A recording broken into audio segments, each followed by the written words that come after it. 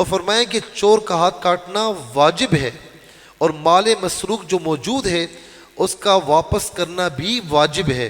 اگر وہ ضائع ہو گیا تو پھر ضمان واجب نہیں، اگر ضائع ہو چکا ہے تو پھر یہ نہیں کہ چور سے نکلوایا جائے گا، اگر اس کے پاس موجود ہے تو مالک کو واپس کیا جائے گا، اگر اس کے پاس موجود نہیں ہے، ضائع ہو چکا ہے، تو پھر چور پر ضمان واجب نہیں ہے۔ پھر اس کے بعد اللہ رب العالمین آگے آیت نمبر 40 میں فرمایا کہ زمین و آسمانوں کی بادشاہی اور عذاب دینے اور معاف کرنے کی قدرت یہ صرف اور صرف رب تعالیٰ کا خاصہ ہے، اس کے علاوہ کسی اور کو یہ حق حاصل نہیں۔ اور دوسرا یہ ہے کہ ہاں شفاعت اللہ تبارک و تعالیٰ کسی کو اذن عطا فرما دے، جیسے حضور نبی کریم علیہ السلام اور پھر ان کے وسیلے سے دیگر صحابہ، آل بیت اطہار اور امت کے نیک جو مقربین بندے ہیں ان کو، حافظ قرآن کو، ان سب کو پھر شفاعت کی اجازت دی جائے گی۔ پھر اس کے بعد آیت نمبر 41 اور 42 میں ایک مرتبہ پھر یہود کے نفاق کو بیان فرمایا۔ آیت نمبر 41 اور 42، نمبر 1 زبان سے ایمان کا دعویٰ کرتے ہیں اور دلوں میں منافقت ہے۔ نمبر 2 بہت زیادہ جھوٹی باتیں سننے والے ہیں۔ نمبر 3 جو لوگ آپ سے دور رہتے ہیں ان کی باتیں بڑی توجہ سے سنتے ہیں۔ نمبر 4 اللہ کے کلام میں تحریف کرتے ہیں۔ اور نمبر 5 وہ آپ کے پاس اپنے مقدمات اس نیت سے لے کر آتے ہیں کہ ان کا پسندیدہ فیصلہ کیا جائے تو قبول ہے، ورنہ وہ آپ کے فیصلے کو نہیں مانتے۔ نمبر 6 بہت زیادہ حرام کھانے والے ہیں۔ نمبر 7 تورات میں زنا کی سزا رجم ہے، مگر ان کے علماء اس حکم کو چھپاتے تھے تو رسول اللہ صلی اللہ علیہ وسلم نے اسے ظاہر فرما دیا۔ آج بھی یہ حقوق انسانیت کے چیمپئن بنتے ہیں اور کہتے ہیں کہ دیکھیں جی اسلام میں کتنا ظلم ہے، چوری کی جائے تو ہاتھ کاٹا جائے، اور غیر شادی شدہ زنا کرے تو کوڑوں کی سزا ہے، اور شادی شدہ زنا کرے تو اس کے لیے رجم کی سزا ہے، یعنی غیر شادی شدہ زنا کرتا ہے تو 100 کوڑے لگائے جائیں، اور اگر شادی شدہ جو ہے وہ زنا کرتا ہے تو اس کے لیے پھر رجم کی سزا ہے۔ تو کہتے ہیں دیکھیں کتنا ظلم ہوتا ہے یہ، حالانکہ رجم کی سزا ان کے یہاں بھی تورات میں موجود تھی، وہ چھپاتے تھے، لیکن حضور نبی کریم علیہ السلام کے پاس جب یہ مسئلہ، یہ کیس لایا گیا تو آقا علیہ السلام نے پھر ظاہر فرمایا کہ تورات میں بھی اس کی سزا رجم ہی بنتی ہے۔ تو اسلام نے یہ پہلی مرتبہ سزا نہیں دی، جتنے بھی انبیاء اور رسول اعظام علیہ السلام آئے سب حدود کو نافذ فرمایا کرتے تھے۔ پھر اس کے بعد فرمایا کہ رسول اللہ صلی اللہ علیہ وسلم کو کہ اگر وہ آپ کے پاس کوئی مقدمہ لے کر آئے تو آپ کو اختیار ہے کہ آپ فیصلہ کریں یا نہ کریں، لیکن اگر آپ کو فیصلہ کرنا ہو تو وہی فیصلہ کریں جو انصاف پر مبنی ہو۔ اس کے بعد آیت نمبر 44، 45 اور 47 تک اس میں بالترتیب فرمائیں کہ جو اللہ تعالیٰ کے نازل کیے ہوئے احکام کے مطابق فیصلہ نہ کرے تو وہ کافر ہیں، ظالم ہیں اور فاسق ہیں، یعنی جو اتنا سرکش ہو کہ اللہ کے حکم کو سرے سے تسلیم ہی نہ کرتا ہو تو وہ کافر ہے، اور جو اپنی ہٹ دھرمی یا بے عملی کی وجہ سے نافذ نہ کرے تو وہ ظالم اور فاسق ہے۔ اور آیت نمبر 44 میں فرمائیں کہ ہم نے تورات کو نازل فرمایا، اس میں ہدایت اور نور ہے، اس کے مطابق انبیاء جو ہمارے فرما بردار تھے یہودیوں کو حکم دیتے تھے، اور اللہ والے اور علماء اس لیے کہ اللہ کی کتاب کے محافظ ٹھہرائے گئے تھے، یعنی تورات کی حفاظت کی ذمہ داری علماء یہود کی تھی، اس وجہ سے اس میں تحریف ہوئی، جبکہ قرآن مجید کی حفاظت کی ذمہ داری اللہ تعالیٰ نے خود لی ہے، اس لیے اب تک بھی اور تا قیامت کوئی اس میں تحریف نہیں کر سکتا، کوئی اس میں تبدیلی نہیں کر سکتا، یہ قرآن کا اعجاز ہے۔ آج اس وقت دور حاضر میں بھی جتنی اناجیل موجود ہیں، انجیل کے جتنے نسخے موجود ہیں، اور اسی طریقے سے جتنی تورات موجود ہے، آپ کو وہاں پر تحریفات ہی تحریفات نظر آئیں گی، حکم کی تبدیلیاں نظر آئیں گی، لیکن قرآن چونکہ اللہ رب العالمین فرماتا ہے کہ اِنَّا نَحْنُ نَزَّلْنَا الذِّکْرَ، کہ ہم نے اس کو نازل فرمایا، وَإِنَّا لَهُ لَحَافِظُونَ، اور ہم ہی اس کی حفاظت فرمانے والے ہیں، تو کسی کی مجال نہیں کہ جو اس میں تحریف کر سکے۔ اس کے بعد آیت نمبر 45 میں قانون قصاص کو بیان فرمایا کہ جان کا بدلہ جان، آنکھ کا بدلہ آنکھ، ناک کا بدلہ ناک، کان کا بدلہ کان، دانت کا بدلہ دانت، اور اسی طرح زخموں کا بھی قصاص ہے، اور جو خوش دلی سے قصاص دے دے اور اپنے جرم پر صدق دل سے توبہ بھی کرے تو یہ اس کے گناہوں کا کفارہ ہو جائے گا۔ یعنی پرانے وقتوں میں یہ ہوتا تھا زمانے جاہلیت میں کہ کوئی اگر طاقتور کسی کو مارتا تو اب کمزور کی مجال ہی نہیں کہ وہ طاقتور سے بدلہ لے، یا خدا نہ خواستہ کوئی طاقتور کسی کو قتل کر دیتا، یہ بچوں کو یا تو بٹھا دیں یا تو ان کو یہاں سے بھجوا دیں، بیٹا بیٹھ جاؤ آرام سے۔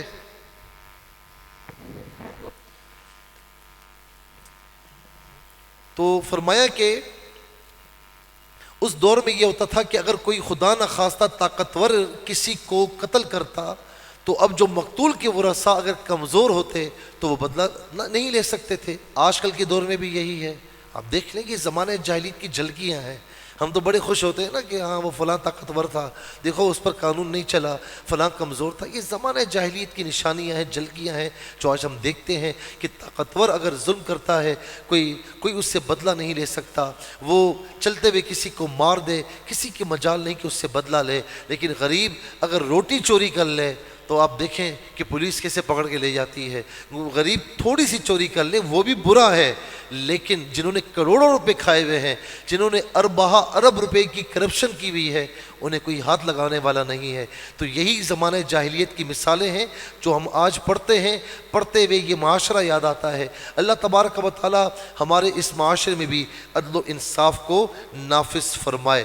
اس کے بعد فرمایا کہ اب ایسا نہیں ہوگا، جان کا بدلہ جان ہے، چاہے آگے کوئی بھی ہو اسے چھوڑا نہ جائے۔ کسی نے کسی کی آنکھ تو اس کے بدلے میں آنکھ کا بدلہ لیا جائے گا، ناک تو ناک کا بدلہ کان، یعنی جس عضو کو نقصان پہنچایا ہے تو نقصان پہنچانے والے کے اسی عضو کو قاضی جو ہوگا وہ اسے اجازت دے گا کہ تو بھی اس کو نقصان پہنچا۔ لیکن پھر ایک بات اور بھی فرمائی آیت نمبر 45 میں کہ فرمایا کہ ٹھیک ہے قصاص لینا تو تمہیں اس کی اجازت ہے، لیکن فرمایا کہ اگر تمہیں اس سے تھپڑ مارا ہے، اب تمہیں تھپڑ مارنا ہے، تو کون سا ایسا بیرا میٹر ہے یا کون سا ایسا آلہ ہے کہ جس قوت سے اس نے مارا تو اسی قوت سے آپ کو بھی مارنا ہے، اور آپ اسی قوت سے تو نہیں ماریں گے، آپ کو غصہ ہوگا، ذرا زوردار طریقے سے ماریں گے۔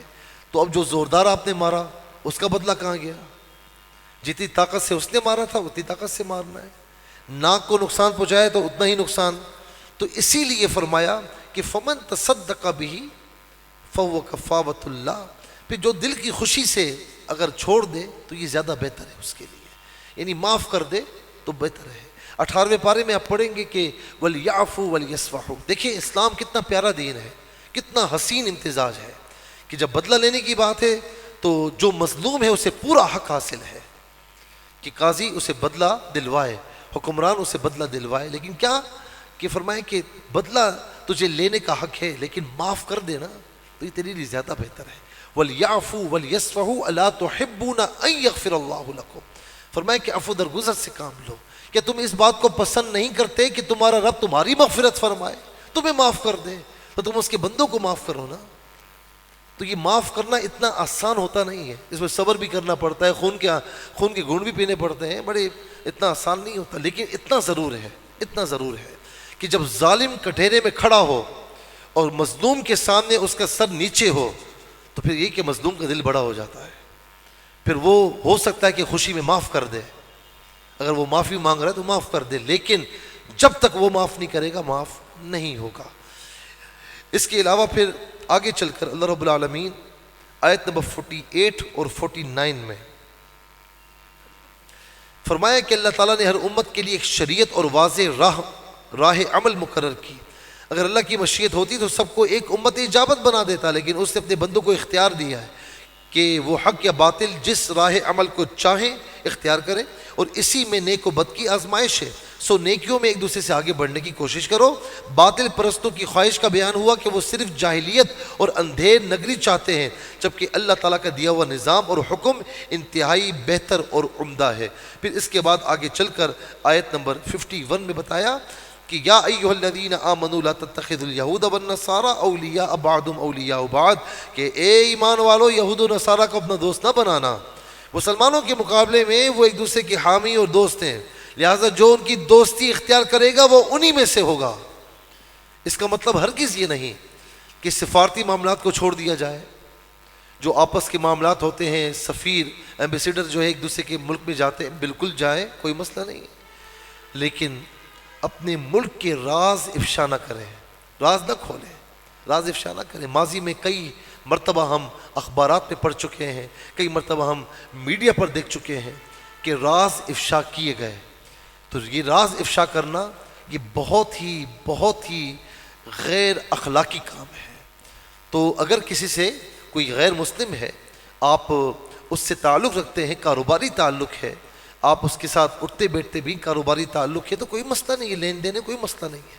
لیکن یہ کہ اپنے مسلمانوں کے راز یا اپنی باتیں انہیں نہ بتائیں۔ جس طرح تم دوستوں کو بتاتے ہو نا، تو اس انداز میں انہیں دوست نہ بناؤ، کیونکہ وہ آپس میں تجربہ کر لیجئے۔ جن لوگوں نے، جتنی ہماری عمر ہے، ہم دیکھ چکے ہیں کہ جس مسلمان حاکم نے ان کے ساتھ دوستی کی ہے، آخر میں ہوا کیا ہے؟ آخر میں وہ دنیا میں نہیں رہا، پھر آخر میں اس پر ظلم و تشدد ہوا، اسے مارا گیا۔ تو اس کا انجام کبھی بھی اچھا نہیں آئے گا۔ وہ بظاہر آپ کے ساتھ اچھے ہوں گے، لیکن اندرون خانہ وہ بالکل آپ کے ساتھ اچھے نہیں ہو سکتے۔ یہ قرآن کہہ رہا ہے۔ فرمایا کہ جب اللہ تعالیٰ مسلمانوں کو فتح سے نوازے گا تو یہ لوگ اپنے طرز عمل پر نادم ہوں گے، اور منافقین جو ہوں گے وہ گردش میں آنے سے ڈرتے ہیں۔ جب اللہ تعالیٰ مسلمانوں کو فتح دیتا ہے تو یہ لوگ پھر کہتے ہیں کہ ہم سے برا ہو گیا، یہ ہو گیا، ہم غزوے میں نہیں جا سکے۔ تو فرمایا کہ ان کی باتوں کو نہیں سننا۔ ان کا یہ وتیرہ ہے، منافقین کا یہ وتیرہ ہے کہ وہ ہواؤں کا رخ دیکھتے ہیں۔ اس شروع سے ان کا یہ معاملہ ہے۔ آج بھی آپ دیکھ لیں، کچھ ایسے لوگ ہوں گے، نمازیں بھی پڑھیں گے، ساری چیزیں کریں گے، لیکن جہاں حق اور باطل کا معاملہ آ جائے تو مجرمانہ خاموشی اختیار کر لیں گے، یا پیٹھ پیچھے ظالم کا ساتھ دے رہے ہوں گے، یا مظلوم کے سامنے کہیں گے میں تیرے ساتھ ہوں، ظالم کو کہیں گے یار وہ بھی ہے نا، بس اس کے ساتھ بھی تیرے ساتھ بھی، بس ٹھیک ہے، صحیح ہے۔ یہ نہیں چلے گا، یہ منافقانہ طرز عمل ہے۔ اسی لیے اللہ رب العالمین نے یہاں پر اس کو بیان فرمایا۔ آیت نمبر 54 میں بتایا کہ اللہ کا دین کسی کا محتاج نہیں ہے۔ اگر کوئی مسلمان یہ سمجھتا ہے کہ دین ہمارا محتاج ہے، نہیں، ہم دین کے محتاج ہیں، ہم دین کے محتاج ہیں۔ فرمایا کہ اللہ تعالیٰ چاہے گا تو ایسی قوم پیدا فرمائے گا جس سے وہ محبت کرے گا، اور وہ اللہ سے محبت کرے گی۔ وہ مسلمانوں کے لیے نرم دل ہوں گے اور کافروں پر سخت ہوں گے۔ اس سے مراد حضرات صحابہ کرام علیہم رضوان ہے۔ آیت نمبر 56 میں فرمایا اور جو اللہ اور رسول اور ایمان والوں کو دوست بنائے تو بے شک اللہ کی جماعت ہی غالب ہے۔ وَمَن يَتَوَلَّ اللَّهَ وَرَسُولَهُ وَالَّذِينَ آمَنُوا فَإِنَّ حِزْبَ اللَّهِ هُمُ الْغَالِبُونَ۔ کہا دوستی کرنی ہے تو اللہ سے کرو، دوستی کرنی ہے تو مسلمانوں سے کرو۔ اگر یہ دوستی رکھو گے تو پھر کبھی ناکام نہیں ہوں گے۔ غیروں سے دوستیاں چھوڑ دو، تعلق نبھانا ہے وہ ٹھیک ہے، لیکن دوستیاں چھوڑو۔ راز و نیاز کا اسے رازدار نہ بناؤ، ورنہ ہمیشہ پچھتاؤ گے۔ دوستی کرنی ہے تو اللہ سے کرو، رب العالمین سے عز و جل، مسلمانوں سے کرو۔ کہ دوست تمہارے کم ہیں، تمہارے مسلمان کم ہیں جو تم غیروں سے دوستیاں نبھاتے ہو؟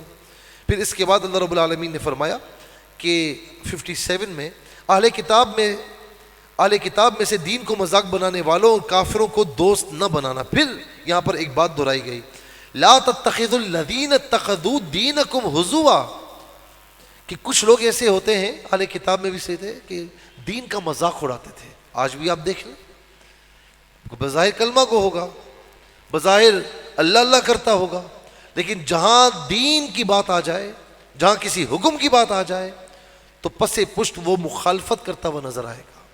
آج آپ دیکھ لیں میڈیا پر ایسے کئی کلمہ گور، کلمہ پڑھنے والے نظر آئیں گے، نام ان کا مسلمانوں جیسے ہوگا، لیکن احکامات الہیہ سے ٹھٹا کرتے ہوئے نظر آئیں گے۔ کبھی نمازوں کا مذاق، کبھی نماز تراویح کا مذاق، کبھی عورتوں کی خواتین کی حیا کا مذاق، کبھی مسلمانوں کی داڑھی کا مذاق. ایسے لوگ ہوں گے، نظر آئیں گے آپ کو. یہ منافقین کی علامت ہے. اب وہ خود سوچ لیں کہ وہ منافقین میں سے ہیں یا ایمان والوں میں سے ہیں. کیونکہ منافقین کی ان کا یہ عیب ہے کہ وہ دین کا مذاق اڑاتے ہیں، دین کے ساتھ کھلواڑ کرتے ہیں. تو کھلواڑ کرنے والا کبھی بھی کامیاب نہیں ہو سکتا. پھر اس کے بعد آگے چل کر اللہ رب العالمین نے فرمایا نمبر 60 میں کہ بدترین سزا ان لوگوں کی جن پر اللہ تعالیٰ نے لعنت فرمائی، ان پر غضب فرمایا. انہوں نے شیطان کی عبادت کی اور ان میں سے بعض کی صورتوں کو مسخ کر کے بندر اور خنزیر بنا دیا گیا. یہاں پر اللہ رب العالمین نے جو اہل کتاب میں دین کا مذاق اڑانے والے تھے، شیطان کے پیچھے چلنے والے تھے، تو پھر فرمایا کہ ہم نے ایسے بھی تھا کہ ان کی شکلوں کو مسخ کر کے ہم نے بندر بنا دیا. ایسے کئی اقوام گزری ہیں. سورہ بقرہ میں بھی اس کا ذکر گزر چکا ہے. ہم نے خنزیر بنا دیا. تو یہاں پر اس بات کا بیان ہے. پھر اس کے بعد آگے چل کر آیت نمبر 61 اور 62 61 اور 62 میں منافقین، یہود کی بے ایمانی، جھوٹ، گناہ، زیادتی، حرام خوری، یہ ساری چیزیں اللہ رب العالمین نے ایک مرتبہ پھر بیان فرمائی. اور ان کے کاموں میں تیزی سے، یعنی ان برے کاموں میں تیزی سے آگے بڑھنے کا ذکر کیا. حق کی بات آتی ہے تو تیزی سے آگے نہیں بڑھتے، اور جہاں پر نہ حق کی بات آئے تو پھر وہ تیزی سے آگے بڑھتے ہوئے نظر آتے ہیں. یسارعون فی الاثم والعدوان، سرکشی میں تیزی سے آگے بڑھتے ہیں. مسلمان کی شان یہ ہے، ایمان والے کی شان یہ ہے کہ وہ گناہوں کی طرف تیزی سے نہیں بڑھتا بلکہ نیکیوں میں تیزی کی طرف آگے بڑھنے کی کوشش کرتا ہے. اس کے بعد آیت نمبر 63 میں یہود کی ان بدعمالیوں پر ان کے علماء اور مشائخ یہود کے خاموش رہنے اور فرائض منصبی سے غفلت برتنے کی اللہ رب العالمین نے مذمت فرمائی. اور کیا مذمت فرمائی، ذرا اس کو پڑھ لیجئے. اور اس سے پہلے ایک اور چیز بیان فرمائی، بلکہ وہ آگے آ رہی ہے.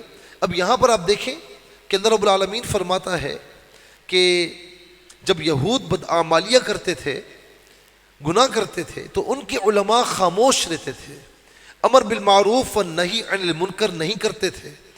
اللہ تبارک و تعالی کی نافرمانیت دیکھ کر انہیں کوئی اثر نہیں پڑتا تھا، ماتھے پر تیوری نہیں چڑھتی تھی، پریشان نہیں ہوتے تھے.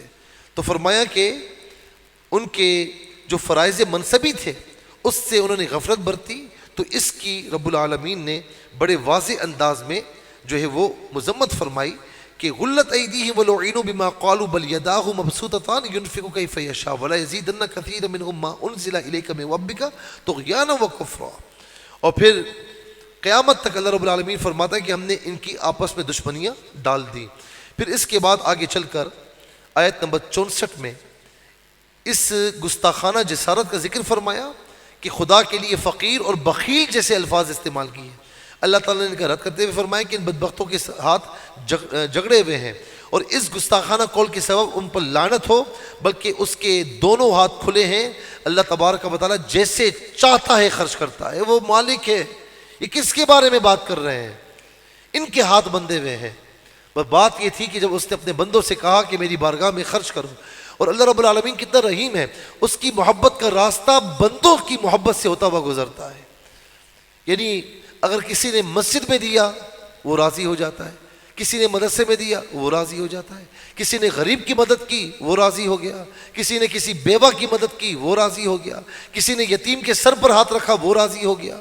وہ روز فرماتا ہے نا کہ روز قیامت فرمائے گا، وہ نبی علیہ السلام فرماتے ہیں رب تعالیٰ فرمائے گا کہ میں بھوکا تھا تو نے مجھے کھانا نہیں کھلایا، میں پیاسا تھا تو نے مجھے پانی نہیں پلایا، میں بیمار تھا تو نے میری عیادت نہیں کی. وہ کہے گا مولا تجھے کیا ضرورت، تو ان چیزوں سے ماورا ہے. تو فرمایا میرا فلاں بندہ بیمار ہوا تھا، تو اس کی عیادت کو جاتا تو ہماری بخشش وہیں پاتا، ہماری رحمت وہیں پاتا. میرا فلاں بندہ بھوکا تھا تو اسے کھانا کھلاتا تو میری رحمت کو وہیں پاتا. فلاں بندہ پیاسا تھا تو اسے پانی پلاتا تو میری رحمت کو وہیں پاتا. تو یہ اس کا کرم ہے کہ اس کی محبت کا راستہ بندوں کی محبت سے ہوتا ہوا گزرتا ہے. الخلق عیال اللہ، حدیث پاک ہے کہ یہ مخلوق جو ہے اللہ تعالیٰ کا کنبہ ہے، جو ان سے محبت کرے گا اللہ تعالیٰ اس سے محبت فرمائے گا۔ تو انہوں نے کہنا شروع کر دیا کہ یہ تو تمہارا رب قرض مانگ رہا ہے، تمہارا رب غریب ہے کیا؟ اس بات کو، اس فلسفے کو سمجھے ہی نہیں۔ اور آج آپ دیکھ لیں کہ مسلمان، یہ اسلام کا یہ فلسفہ کتنا عظیم ہے کہ اس پر عمل ہو جائے تو غریب غریب نہ رہے، غریبوں کو ان کا حق پہنچاؤ۔ تمہیں جو مال دیا ہے وہ اللہ تعالیٰ کی امانت ہے، اور سال میں ایک مرتبہ تم پر فرض ہے کہ 2.5% نکالو۔ اللہ اکبر!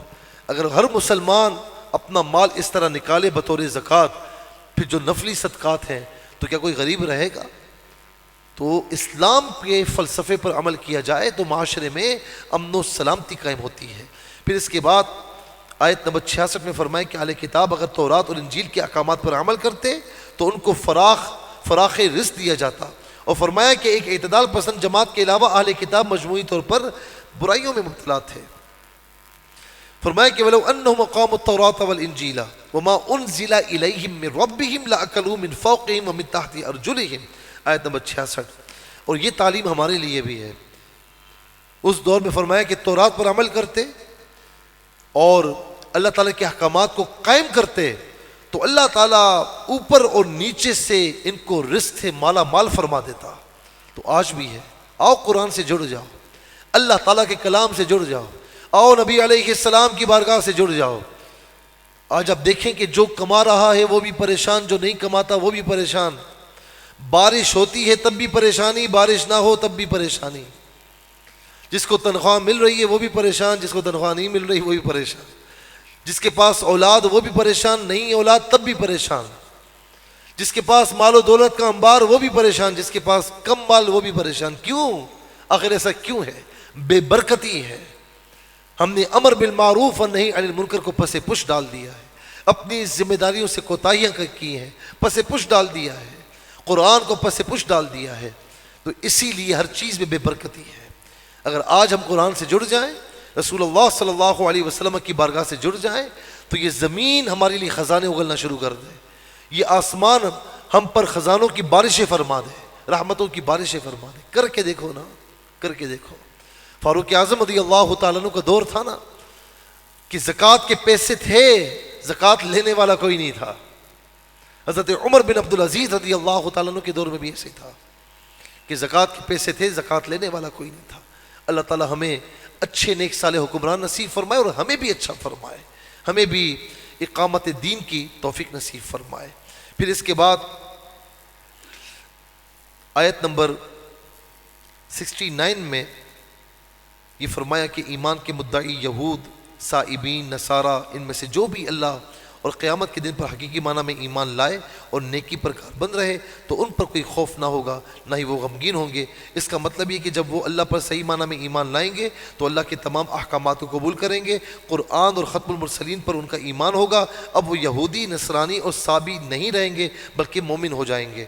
آیت نمبر 70 اور 71 میں فرمایا بنی اسرائیل کے انبیاء کو جھٹلانے اور قتل کرنے کا بیان ہے، اور اس کا سبب ان کی خوش فہمی کہ ان کو عذاب نہیں دیا جائے گا، یہ ان کی خوش فہمی ہے۔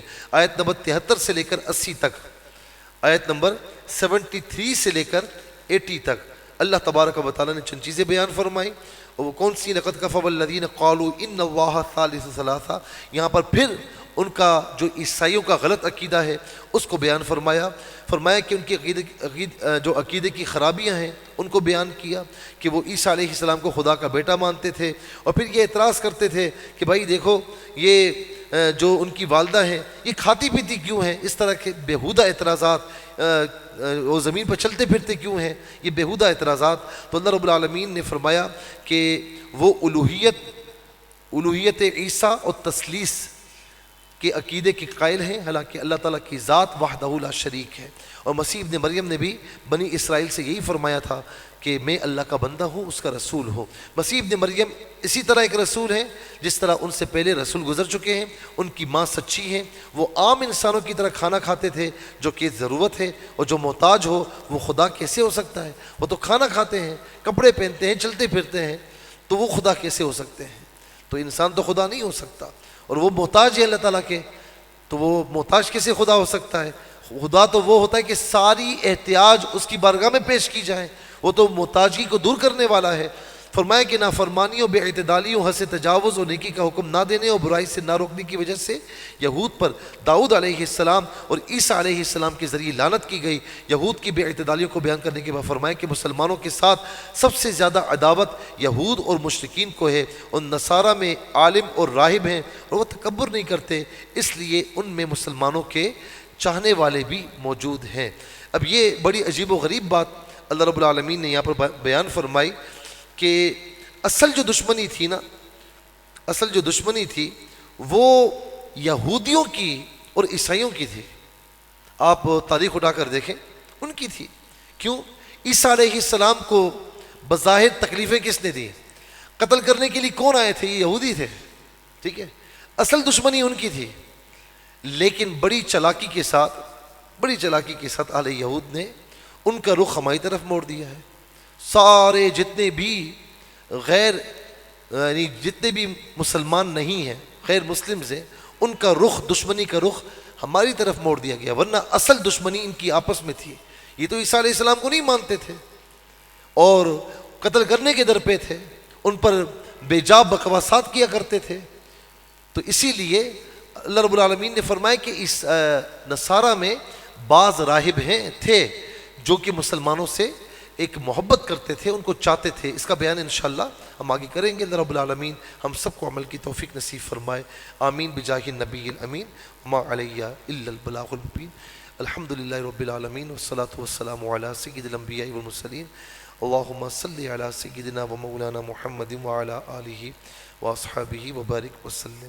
یا الہ العالمین، ہمارے ماہ رمضان کے روزے، نماز تراویح، اے مالک و مولا قرآن کی تلاوت سنانا اپنی بارگاہ میں قبول فرما، ہم سب کو اور ہمت عطا فرما۔ یا الہ العالمین، تمام بیماریوں سے ہمیں یا الہ العالمین محفوظ و مامون فرما۔ اے مالک و مولا جسمانی روحانی بیماریوں سے محفوظ فرما۔ یا الہ العالمین، جتنے ہمارے بیمار ہاسپٹل میں ایڈمٹ ہیں ان سب کو صحت کاملہ عاجل عطا فرما۔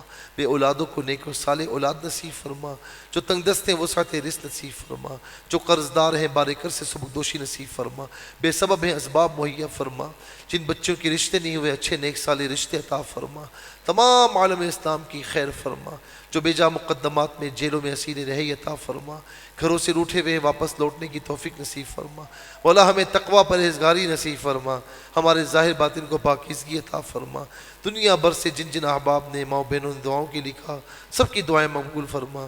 ہمارے جتنے احباب یہاں پر آئے مولا تیرے دین کی خاطر آئے، تیرے کلام کی خاطر آئے، جو آنے والے ہیں احباب ہیں، ہماری مائیں بہنیں ہیں، سب کا آنا اپنی بارگاہ میں قبول فرما۔